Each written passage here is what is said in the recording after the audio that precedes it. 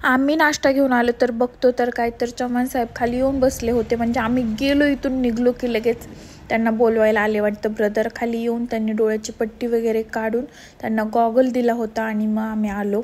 नशीब चेकअपच्या अगोदर आलो, सरला भेटण्या अगोदर. म्हणजे सरला काय खायचं हे ते सगळ्या गोष्टी विचारायला लागतात. तर कसं झालं आहे काय, तर सगळं एकदम छान असं झालं आहे म्हटले ऑपरेशन. आणि आम्हाला डिस्चार्ज केलं. पण एक प्रॉब्लेम होता, त्यांना उलट्या खूप जास्त होत होत्या, कंटिन्यू उलट्या होत होत्या. तर त्यांना येताना एक पॅन आणि ओंडेम पण म्हणजे इंजेक्शन पण पुश केलं होतं. त्याने वाटलं स्टॉप होईल, पण तरीही खूप जास्त उलट्या झाल्या त्यांना. वाटाने पण इथून तिथून घरी आल्यावर पण झाल्या. आणि ते पॅच लावला होता त्याच्यामुळं तो काढला तरीही होत होत्या. नंतर मग घरी आल्यानंतर त्यांना ब्लॅक टी अद्रक टाकून करून दिला. नंतर ते झोपी गेले, मग त्यांना बंद झाल्या उलट्या. त्याच्यानंतर मी वरण भात चपाती बनवली आणि तीच आवडते त्यांना. त्याच्यानंतर अंड्याची पोळी बनवली, पण अंड्याची पोळी नाही खाल्ली त्यांनी, भात पण नाही खाल्ला, कारण सकाळी भातच खाल्ला होता त्यांनी आणि सगळ्या उलट्या झाल्या. सो नाही भात खाल्ला, नुसता कोरभर चपाती आणि वरण खाल्लं आणि त्याच्यानंतर झोपी गेले. हे बघू शकता माझ्या मागं किती मोठे कपडे धुवायचे होते. दोन्ही बॅगमधले कपडे काढले. एकही कपडा मी विदाऊट धुता घरामध्ये ठेवणार नाही आहे, कारण हॉस्पिटलचा मला कपड्याचा खूप राग येतो. तर म्हणजे खाली ते हातरलेले असतात, तर गोदाडे बिदाडे मी दुपारपासून रात्रीपर्यंत, दुपारी ऊन होतं तरी पण 4 वाजल्यापासून धुत होते. रात्री मला 7 वाजले. मशीनने जरा वेळ लागतो पूर्ण फिरायला.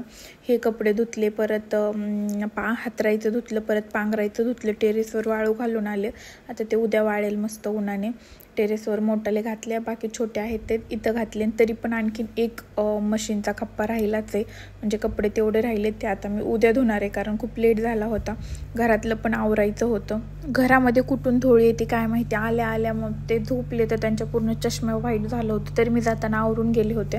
मग त्यांना बाहेर पायऱ्यावरती बसवलं, दरवाजा लावून घेतला आणि पूर्ण धूळ वगैरे झाडून साफ केलं. नंतर त्याच्यावर टाकलं, मी जे धुवून वाळायला टाकलेलं होतं ते योस तर वाळलं होतं, घरामध्येच टाकलं होतं. बेडवर ॲक्च्युली वाळलं होतं ते, पण थोडं ओलं होतं. सो घरात सोफ्याचं कवर वगैरे टाकलं. इकडं मम्मीनी दिलं होतं मला पीठ आणि थोडं माळवं पण, कारण तुम्हाला माहिती आहे मी इथं स्वयंपाकच करत नाही, तर इथं काहीच नव्हतं, पीठ पण नव्हतं, माळवं पण नव्हतं.